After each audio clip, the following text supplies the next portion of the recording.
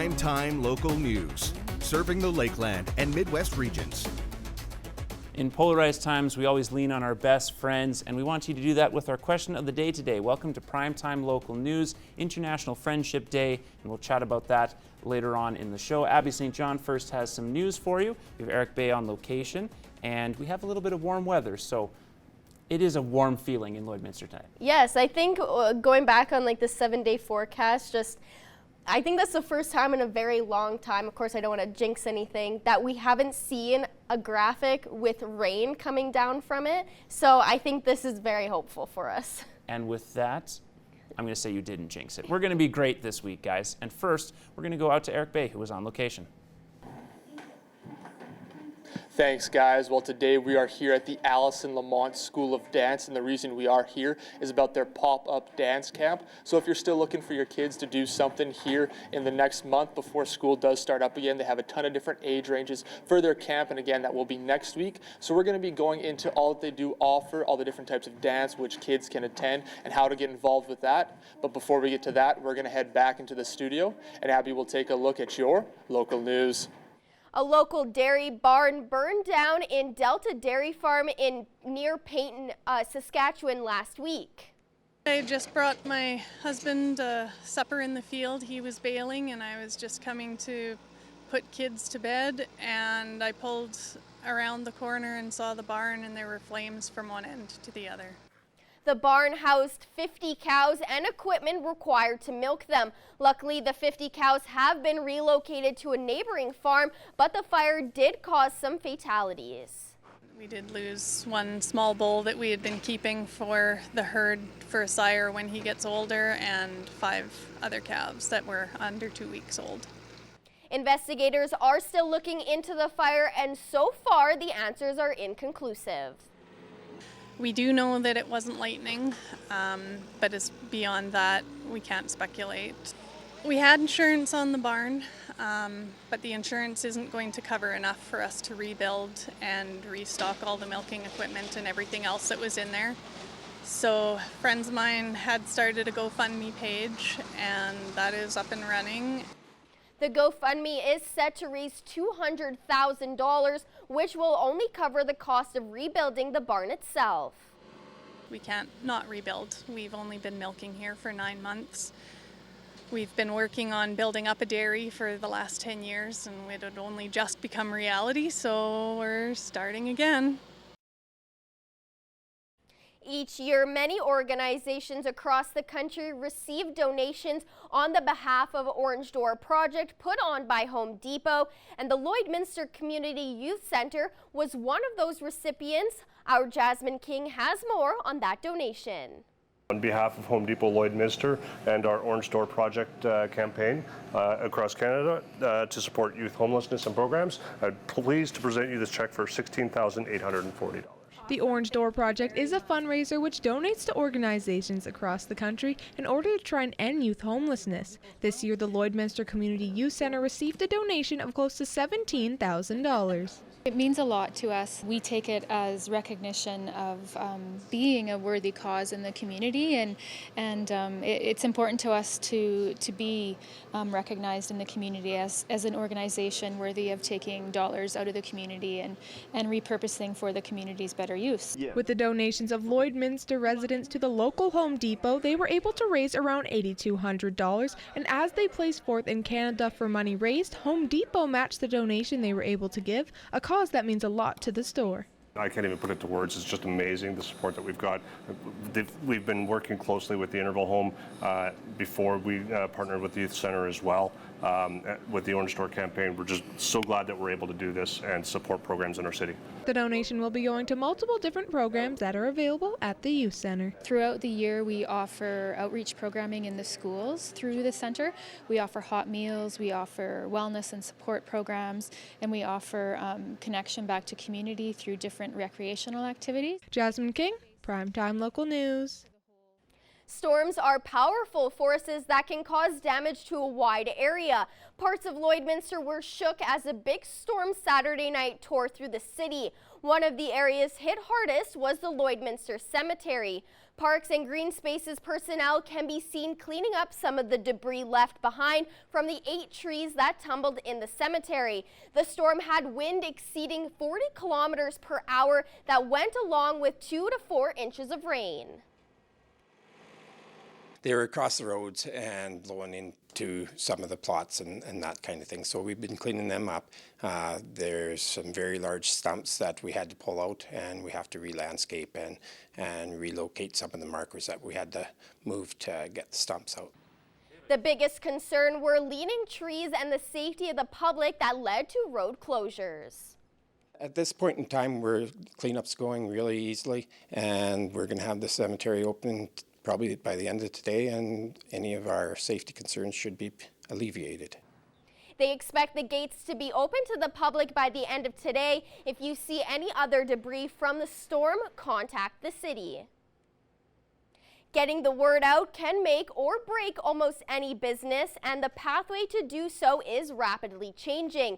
Josh Ryan has more on how business owners are adjusting to a world driven by social media. Business owners are constantly adjusting to technological changes. Often, it requires some help from the next generation.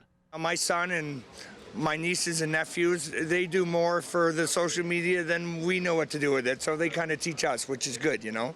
Using these social media platforms like Facebook, Twitter, and Instagram, to name a few, has opened new avenues to attract potential customers.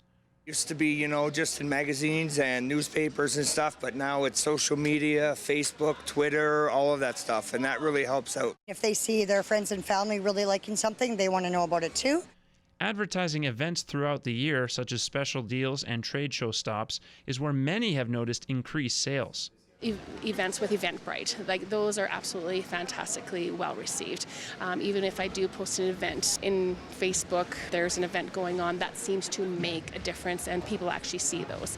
However, there are drawbacks in having less personal interaction with clients or customers, particularly in explaining their products. Somebody likes something, they're going to see it, they're going to want to know more about it, they're going to contact us. And then you also have where, you know, maybe somebody doesn't know what this product is, and I mean, so it goes both ways, sort of thing. Relying on social media sites as the primary marketing tool also runs risks when there are issues with the software. So even though we're putting information out in Facebook, people are not necessarily receiving it. So I find there is a gap there of actual communication, because I can put a post out on Facebook and I can do a follow-up phone call, and they're like, they had no idea. Ultimately, entrepreneurs remember two things: that social media is just one more tool for marketing, and that what you offer remains the greater priority.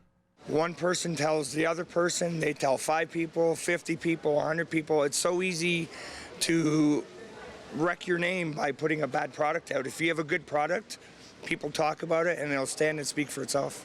Josh Ryan, Primetime Local News. Now we're going to Eric Bay, who is on location today. Once again, we are back here at the Allison Lamont School of Dance, and now Ali Ricard joins me now, and we're talking about your guys' pop-up dance school. So can you tell us a little bit about what you guys do have going on here next week?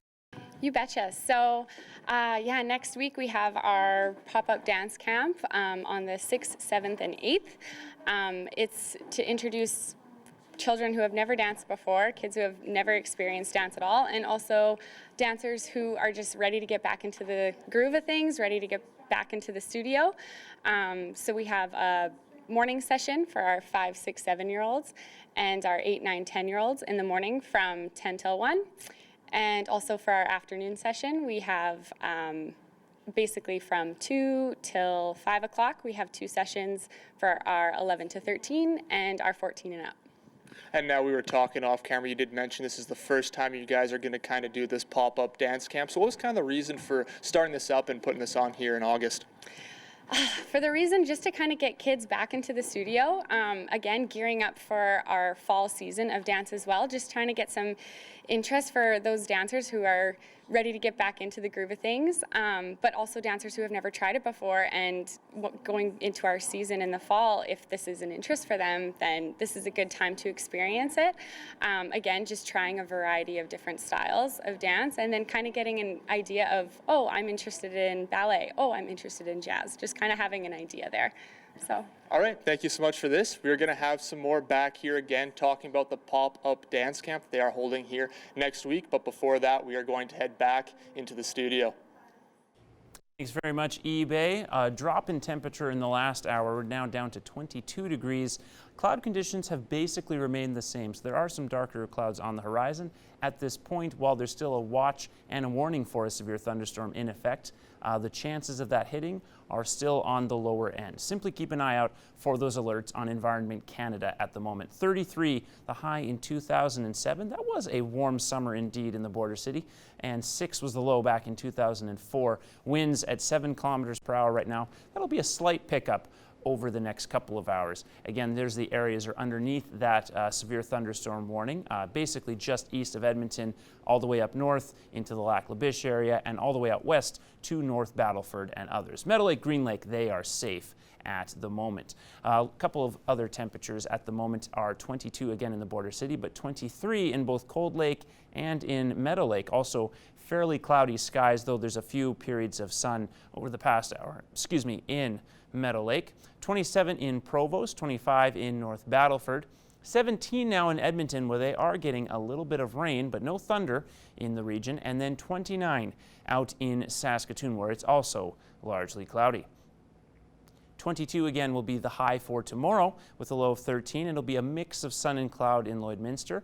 Expecting it to warm up on Thursday at 27 degrees as the wind shifts to the east-southeast. So enough strong gusts to certainly keep the edge off the heat, but a very warm above average day again in the border city. Then 29 degrees on Friday, where we'll have another warm evening with a low of 15 degrees, 11-kilometer winds again, not enough to make that what should be a scorching hot day and shouldn't be more than a cloud or two in the sky. That's your 3-day. We'll have your 7-day later on in the show.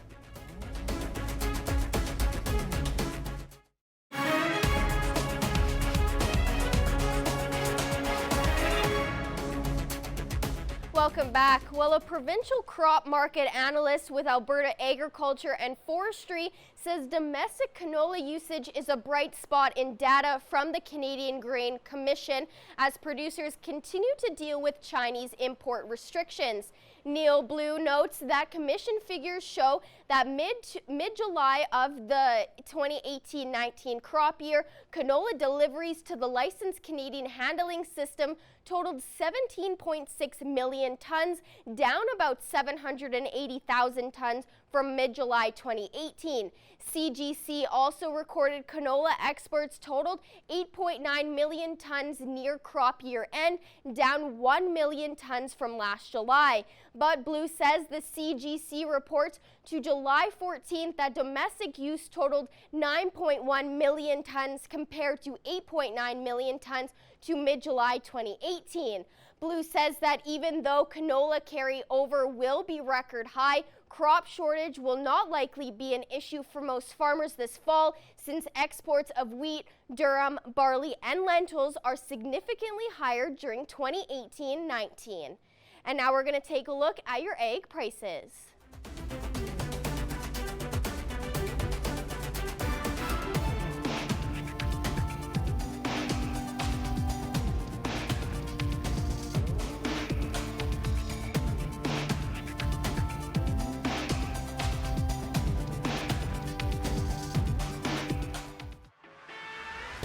We're a part of less than 5% of Canadian auto body shops and Lloydminster's only locations with certified collision care recognition at City Centre Auto Body. Legion Ballpark was flooded with players this past weekend for the U18 provincials, and among the chaos, a very notable face in the community was on hand Friday night. A man known for stopping pucks took his shot at throwing a pitch to help get the festivities underway. Josh Park reports. Vezina Trophy winner, NHL All-Star, Stanley Cup champion. Take your pick at what you call him. Washington Capitals goalie Braden Holtby has essentially done it all. But what not a lot of people know is he's actually part of the Lloydminster Twins alumni as well. And this past weekend, Holtby was back on the diamond, donning some familiar colors. The goalie spends a portion of the offseason in the border city and threw out the first pitch Friday night, kicking off U18 baseball provincials.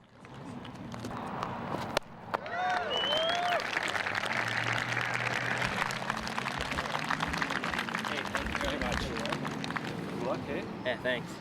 It's been a while since I've thrown off a mound, especially, so I'm just glad I didn't put it in the dirt or in the stands or anything. So Holtby grew up on a farm just outside of Lloydminster, and although you might not guess it now, according to Holtby, baseball was just as much part of his childhood as hockey. Played probably in minor ball here since I was like 7 or 8, I think. I love baseball. Growing up, it was as important to me as hockey, so it's always fun to get back. You can imagine with an NHL star of Holtby's caliber on hand, attention was swiftly taken away from baseball for a few minutes. Over the years, Holtby's love for baseball has far from faded away. Every time I drive by, I wish I was playing still, so maybe someday. It's probably safe to assume that Holtby is one guy any baseball coach would be happy to have behind the plate. But for now, it's the ice over the diamond as he prepares for the upcoming season with the Washington Capitals and the pursuit to another Stanley Cup. Josh Park, Primetime Local Sports. Now we're going to take a look inside the CPCA with Greg Buchanan. Inside the CPCA, brought to you by the Canadian Professional Chuckwagon Association. Welcome to this week's edition of Inside the CPCA. I'm Greg Buchanan along with Brad McMahon sitting second in the driver's standings, and disappointment in Palmaker in the weekend. Scheduled for a 4-day show, only raced for 1 day. That's unfortunate. Yeah, the weather just isn't cooperating with us this year. We've had some pretty crazy stuff there. So. How does that set your horses back when you have a 4-day event scheduled? It wasn't Palmaker. Unfortunately, you only race 1 day on that Friday night, and you get rained out Saturday, get rained out on Sunday. Does that set your horses back? Yeah, it has set ours back for sure. I mean, we weren't in Calgary, so we kind of went into Little Pine Poundmaker expecting to run these full sets, and we're not able to. So we'll be blowing out at home here the next 2 days. Very big next couple of weekends here in Frog Lake this weekend, and then Turtle Ford, and before you know it, the CPCA finals. You're sitting second in the driver's standings. You want to stay there because if you are, you're racing for a Canadian championship. Yeah, for sure. It's a big. Everybody's got to stay clean and run hard here right now, and that's kind of our goal is to stay. We had a good start, so it's time to dig in and have a good second half here. You had something unique happen, and you've raced many years in pony chuck wagons before coming to the big wagons, but in Bonnyville, you had a tie for a show win with Todd Baptiste. How unique is that? Yeah, that's the first time I'd ever seen that, even in all my pony career and everything. It was pretty cool to see, so we ended up sharing a show win there. So, what do you have to do to stay in that second spot right now, or overtake Todd? Clean right now. We got to keep our horses healthy too. That's a big thing. Everything's feeling good right now, so we'll just continue moving forward and keeping our teams together. What would it mean to win a Canadian championship? That'd be pretty sweet. I'm not sure. Pretty young career still, so I mean, if we're in there with the likes of Ray and Todd, that's pretty big for us even. So. That is Brad McMahon sitting second in the driver's standings in the CPCA. That is inside the CPCA for this week.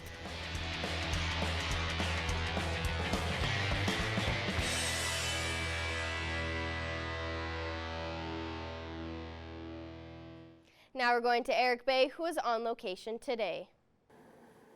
Once again, we are back here at the Allison Lamont School of Dance, and again, Ali Ricard joins me now, and we've been talking about your pop-up dance camp, and we did touch on, what the different ages of kids that will be there, but you guys are also doing a ton of different types of dance. You can fill us in on which types those are. Sure, yeah.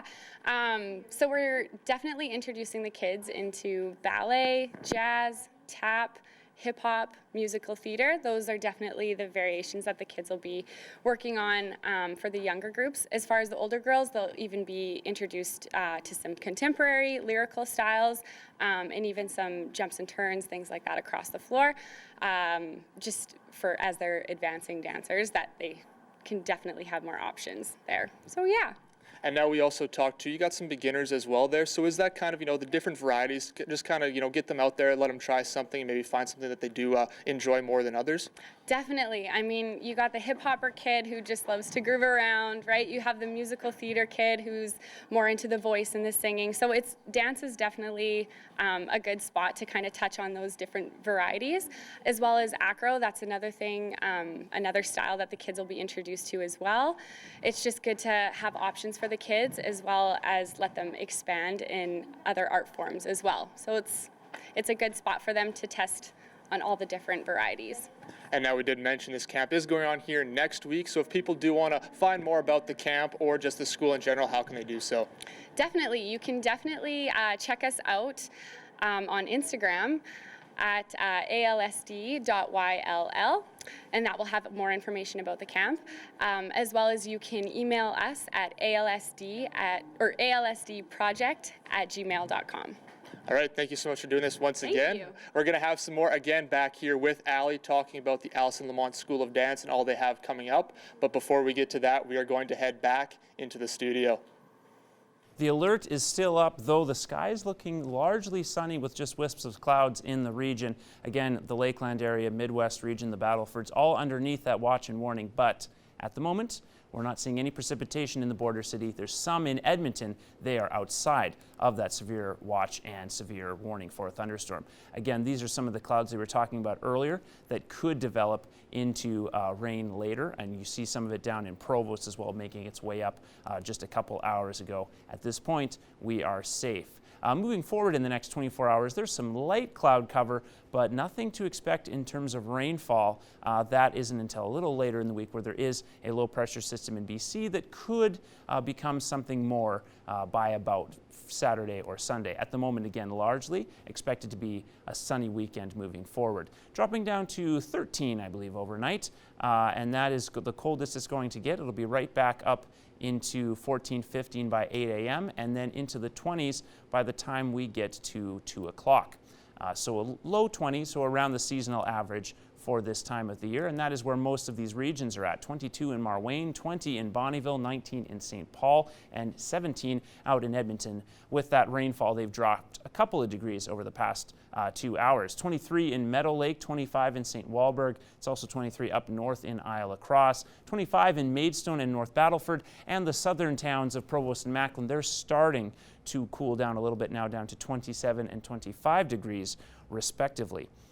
25 again, the temperature in Cold Lake with winds out of the east. That will shift to the north overnight, but it's only going to speed up by a couple of kilometers. A low of 14 with a chance of rain overnight, and then 24 for the high tomorrow afternoon. Largely sunny skies, but a strong mix of clouds in there as well. 23 in Cold Lake with wind out of the north. Low of 14 again expected, an outside chance of a storm. Then 22 tomorrow afternoon. Again, mix of sun and cloud, largely a warm afternoon up in the Lakeland area. And here in Lloydminster, 22 degrees, low of 13 coming, and a high of 22 once again tomorrow afternoon. Wind picking up overnight, but calming down to about 10 or 11 kilometers per hour out of the north. Again, mix of sun and cloud. We'll certainly take it over the rainfall we've had this month. 27 degrees on Thursday with a low of 14, and then our warmest day of the 7-day span, 29 degrees on Friday. Wind shifting to the east for a couple of days, and then it'll only just take the edge off what should be a nice summer afternoon. Then 22 on Saturday, 21 on Sunday, 24 degrees and sunny on Monday, and then a mix of sun and cloud, and 22 on Tuesday with wind coming out of the west-northwest. That's been your 7-day forecast. Now we're going to Eric Bay, who is on location today. Once again, we are back here at the Allison Lamont School of Dance, and Allie Ricard joins me once again. And now we've been talking about the dance camp you guys are holding here soon. That kind of is to kick you off here for that school season. I know most kids don't want to think about that. It's only a month away. But can you tell us a little bit about the registration you guys do have going on here in September? Yeah, so our registration dates are the 3rd, 4th, and 5th of September. So we're definitely looking forward to getting these kids registered for dance for the fall season. We have lots of classes, a variety of classes that we're expecting to teach this year. So we have contemporary, ballet, tap, jazz, musical theater, acro. We also have classes for our adult girls as well and boys. So if you've danced before but you're still looking to get in the groove, we have classes for you as well. For our Tiny Tots class, we got stuff for Mom and Tot classes that we would like to open up. And yeah, especially for our younger guys, 3, 4 age range, we're looking forward to hosting creative classes for them as well. So we're opening it to a lot, yeah. And now you did mention you got all these different classes for whole different age ranges, boys, girls. Have you guys maybe seen kind of a bit of a growth in dance here in the last few years here in Lloydminster? Oh, definitely. The want is there. Our kids are loving the dance, which is awesome. So yeah, we're just here to support and inspire them into the dance world, making friendships at the same time, but also, again, gearing towards the athletic part of dance. And yeah, just getting them to enjoy it, getting them in class. That's awesome to hear for sure. Now, just once again here before we wrap up, you guys do have that pop-up dance camp here next week. So once again, how can people get more information on that or come out and sign up? Definitely. Our Instagram that just made way today, so that is at alsd.yll, and also emailing us at alsdproject@gmail.com. All right, thank you so much for doing this. Perfect, thank you. We're going to have some more from back here once again at the Allison Lamont School of Dance, but before we get to that, we are going to head back into the studio.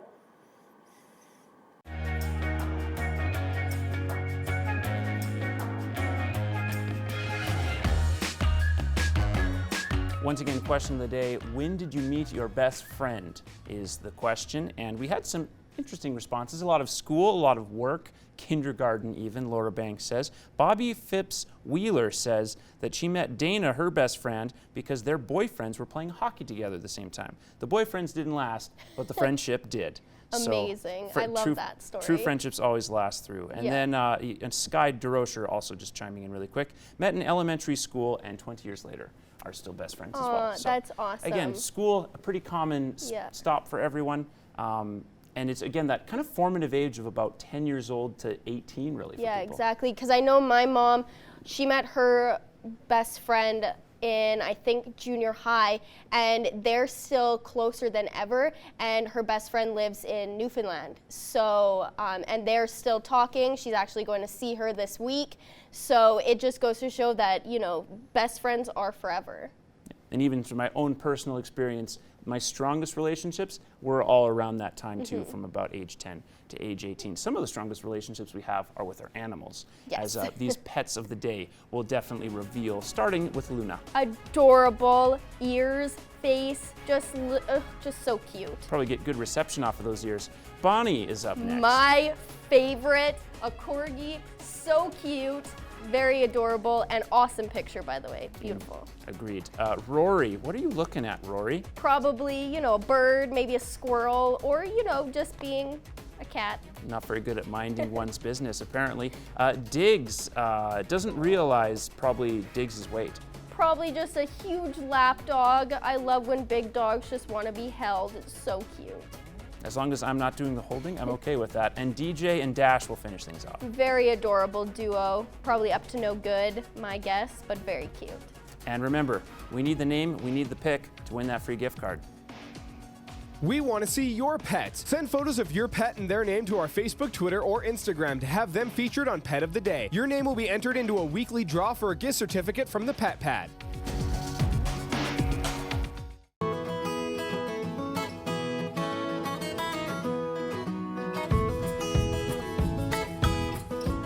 Today I'm here with Becca from the SPCA, and she's brought in two very rambunctious kittens. The black and white one is Meteor, and the other one is Sarah. Very adorable kittens, although, you know, a bit of a wily bunch. Yeah.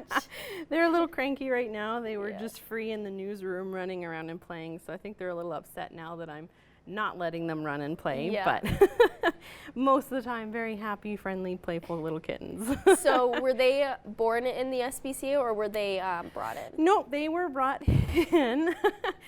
Sarah was quite a bit smaller, and Meteor, he's only really been in foster for maybe a few weeks, so still has been around the SPCA for a couple months, or for a couple weeks, sorry, but not quite as long as Miss Troublesome Sarah here.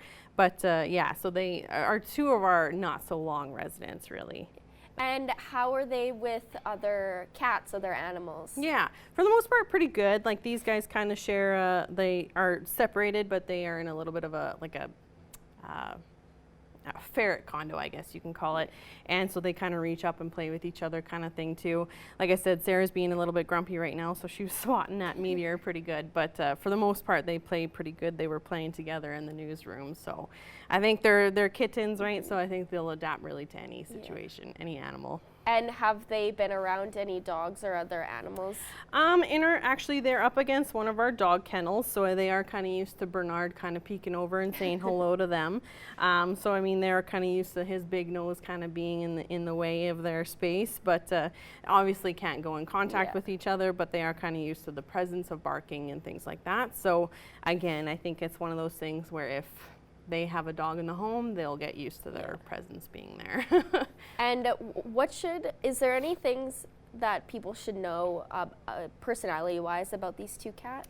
Yeah, like Sarah here, like I said, like you can see her holding on pretty good. She is a troublemaker, I'll admit it.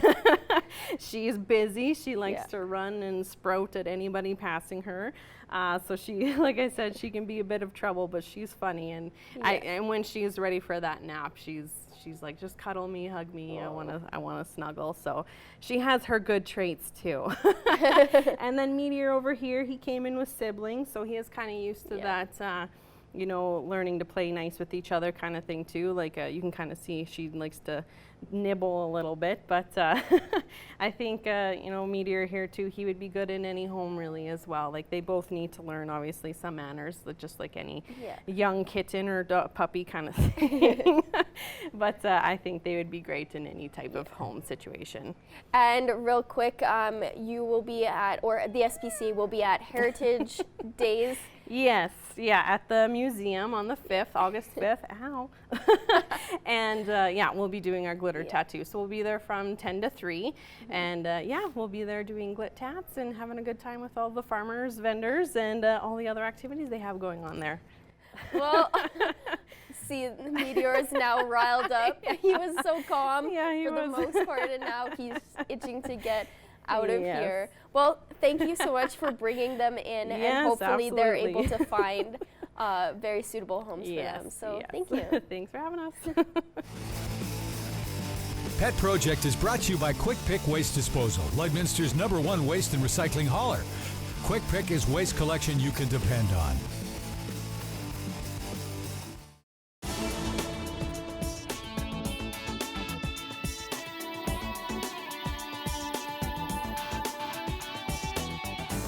I'm Justin with Boom 101.9 and 93.7 Win FM, and here's what's happening.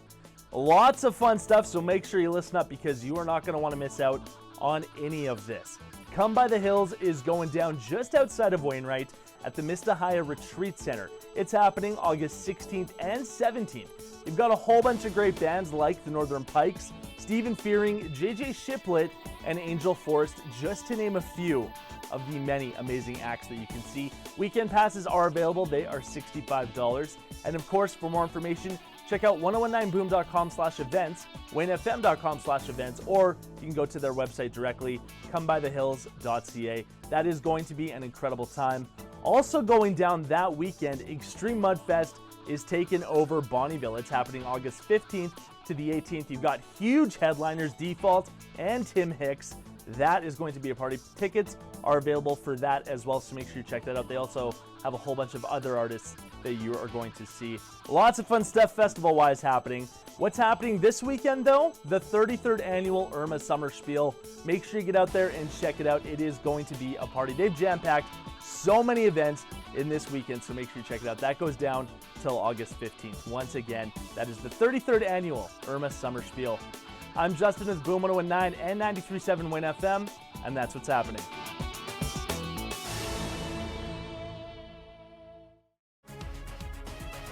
Furniture set and design supplied by Furniture Gallery and Furniture House, downtown Lloydminster.